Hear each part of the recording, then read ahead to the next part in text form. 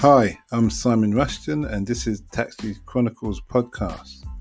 On this podcast, we spontaneously interview unsuspecting passengers with their permission, allowing them to share their intimate life stories and concerns. As our slogan states, real riders, real stories. Some riders prefer to be anonymous, while others ask me to tell their story later on. Either way, there are all genuine 5 to 10 minutes stories, so sit back and enjoy this episode.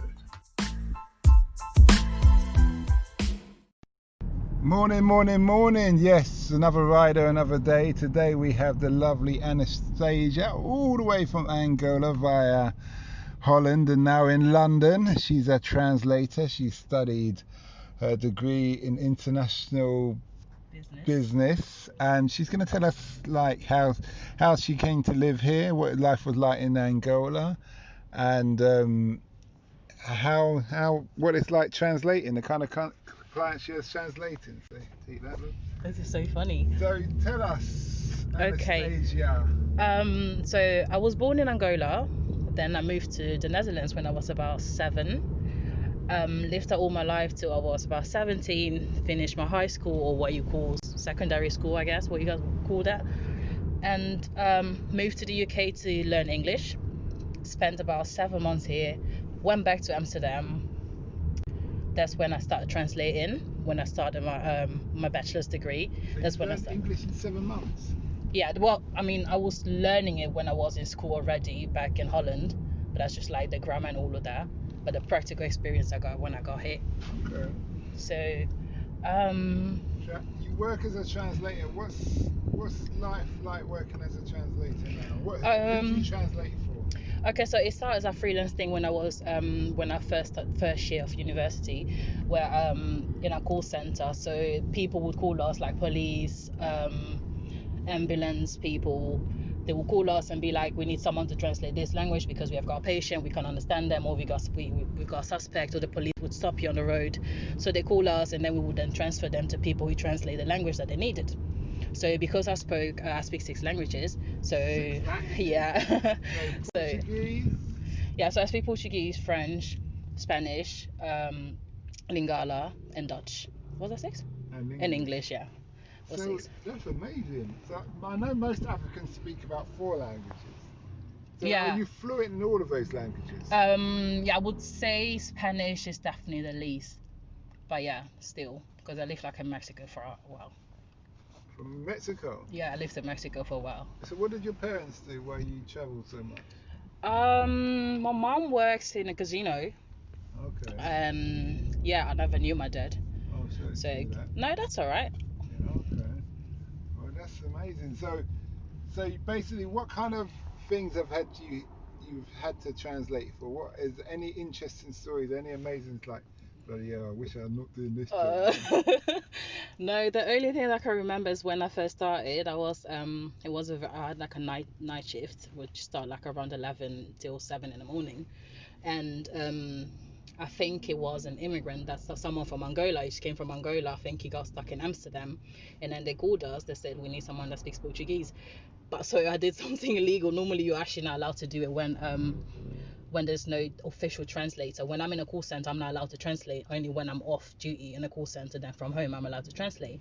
So I was like, okay, we don't have a translator in Portuguese, but you know what, if it's not too much, I'll help you out.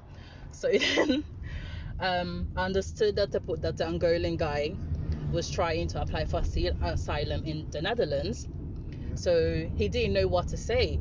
So then I was like, okay, should I coach him? Should I be quiet? Because I could get fired by coaching him and telling him stuff that he never said. So yeah, that was like the only funny situation that I can like really remember. So did he get his stay?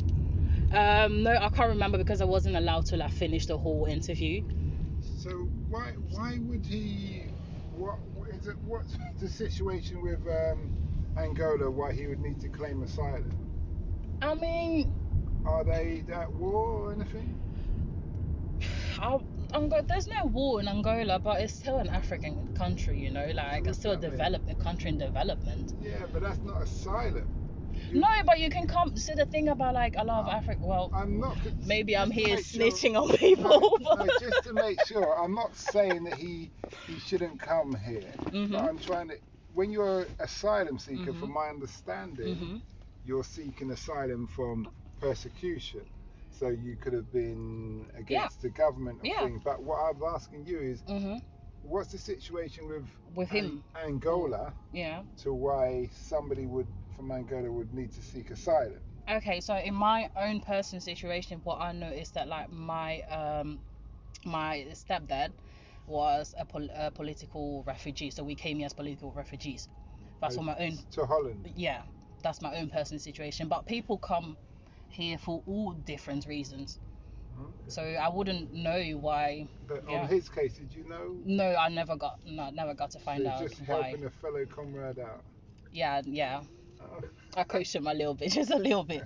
Didn't want to get in trouble. Okay. But, fair enough. Yeah. Fair enough, I suppose it happens. So what did your stepdad do? Did he do anything? What was wrong? If he did anything that was wrong? No, because you said he was a. Yeah, he was in the military. He was working in the military for a while, for a very long while, over 20 years. Mm. But what he didn't do that, I don't know. So the regime, did the regime change or something?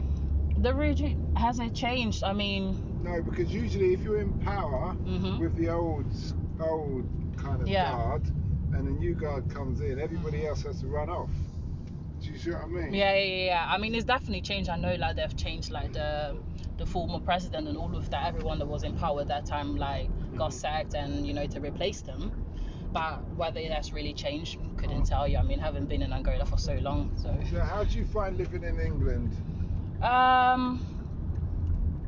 It's been great so far. It's been okay. I mean, I moved here because I love the city, I love the people, but the food is horrible. But then again, the food in Holland, it wasn't the greatest food either. So yeah, no, it's great.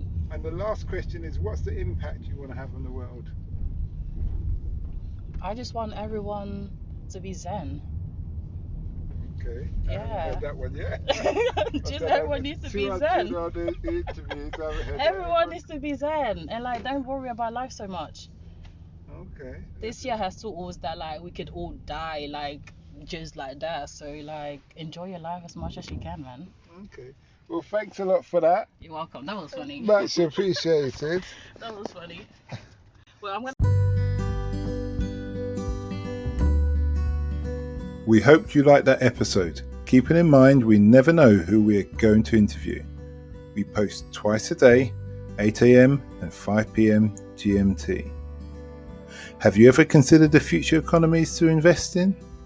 Why not listen to our sister podcast, Africa Investor Stories? Considering Africa has the fastest growing economies and population on Earth and has done for many years, it holds 30% of the world's known natural resources. We publish twice a week, Tuesday with a guest investor and Fridays talking about investment, politics and history, providing a clear understanding for any potential investor.